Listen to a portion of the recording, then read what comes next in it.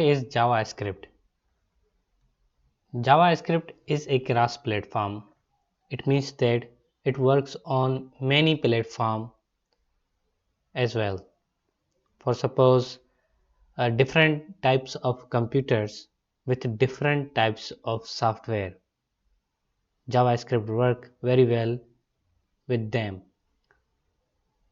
Object-oriented scripting language. What is mean by object-oriented?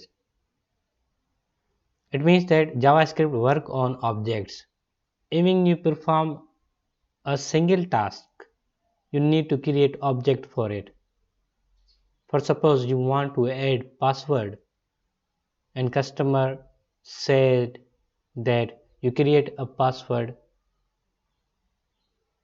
4 digits or auto generate password, you need to create object for this particular task.